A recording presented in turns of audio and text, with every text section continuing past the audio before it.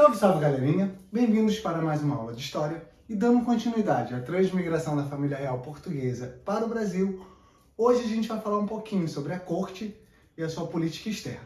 Vamos lá? Um dos reflexos diretos desse descontentamento dos colonos aconteceu em Pernambuco entre março e maio de 1817, que foi chamada de Revolução Pernambucana. O que aconteceu lá no Nordeste? A elite encontrava-se muito insatisfeita com a crise econômica, com o aumento dos impostos e com a distribuição de cargos para a elite portuguesa. Então eles se sentiam desprestigiados. E aí eles iniciam um movimento separatista e republicano. Ou seja, eles queriam se separar do Brasil e criar uma nova forma de governo. Porque eles foram muito influenciados pelas ideias iluministas. Então, eles iniciam um movimento que é contra tudo que Dom João exercia aqui no Brasil. E, obviamente, que ele mandou tropas reais para lá, eles foram reprimidos, massacrados, seus líderes foram presos e muitos deles foram mortos em praça pública. Isso era utilizado muito, naquela época, como uma forma de servir de exemplo. Mostrar para todo mundo que, se alguém fosse contra o rei, contra as suas vontades, era esse o seu destino, ser preso e morto. Então, esse movimento mostra que os colonos brasileiros eles não estavam tão pacíficos assim e que eles começavam a vislumbrar que algumas mudanças precisavam acontecer em seu benefício. Com relação à política externa, a corte portuguesa vai enfrentar aí dois grandes conflitos. O primeiro, em 1809, um ano depois da invasão francesa a Portugal, em represália e muito incentivado pelos ingleses, Dom João vai ordenar a invasão da Guiana Francesa, que vai ser uma área que vai ficar anexada ao governo português até 1817. Outra incursão empreendida pelo governo joanino vai ser a anexação da região no sul da Cisplatina. Então, em 1811, ele ordena também essa anexação. Embora Dom João ele não tivesse inimigos na região da América Latina, ele vai fazer essas duas anexações e esses dois territórios, durante um tempo, vão ficar pertencendo ao Brasil e ao governo português. Dom João se adaptou muito bem ao Brasil. Ele queria e gostaria de ficar no Brasil reinando. Tanto é que, em 1815, mesmo depois da derrota napoleônica, ele eleva o Brasil a Reino Unido. Então começa a ser chamado de Reino Unido de Portugal, Brasil e Algarves. Qual era o objetivo dele? Continuar mantendo-se rei do Império Português a partir aqui do Brasil. Para ele não era interessante retornar para Portugal, que era uma região muito instável politicamente e que ele sofria muitas ameaças. Porém, os países, as monarquias absolutistas, desejavam que ele retornasse para Portugal para se manter a ordem que havia antes do Império Napoleônico, antes da Revolução Francesa.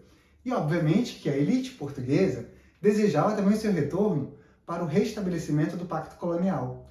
Então, a partir de 1815, ele começa a sofrer cada vez mais pressão para retornar para Portugal e eles desejavam voltar às coisas como eram antes da Grande Revolução Francesa e do Império Napoleônico. E com o passar dos anos, essa pressão só aumenta. Até que em 1820 vai acontecer a Revolução do Porto, uma grande revolução liberal em que a elite portuguesa exige o retorno imediato de Dom João para Portugal. Caso ele não o fizesse, ele perderia o direito à coroa, ou seja, ele deixaria de ser rei de Portugal. Então, mediante a essa pressão e essa ameaça, Dom João e a Carlota Joaquina retornam para assumir o trono a partir da metrópole. Só que ele vai deixar aqui no Brasil, como regente, um príncipe, o seu príncipe primogênito, Dom Pedro I. E esse Dom Pedro I vai ser o grande responsável pelo nosso processo de independência. Mas a gente tem que desmistificar essa ideia de Dom Pedro I como um grande herói nacional. Na verdade, ele vai ser manipulado pelas elites, pelos colonos, nesse processo de independência e até em seu próprio benefício. Porque quando, no dia 7 de setembro de 1822, o Brasil se torna independente, ele vai se tornar imperador do Brasil. Enquanto na América Latina vão acontecer as repúblicas. Então o que vai acontecer? Entendam o seguinte, que a vinda da família real portuguesa para o Brasil mudou completamente a nossa vida e a nossa sociedade, porque os portos foram abertos, os colonos começaram a ganhar dinheiro, eles começaram a lutar por posições e cargos políticos, e quando Dom João retorna para Portugal, o pacto colonial voltaria a funcionar, ou seja, eles voltariam a estar presos a comercializar apenas com Portugal. Então, mediante a isso, esses colonos ricos, e muitos deles foram estudar na Europa, tiveram acesso às ideias iluministas, eles começam a organizar, junto com Dom Pedro I, essa ruptura com Portugal. Então, a nossa independência ela vai ser uma mudança política, apenas, porque a estrutura da sociedade, da economia vai se manter. Em momento nenhum, por exemplo, vai se falar no fim da escravidão, vai se pensar no povo brasileiro.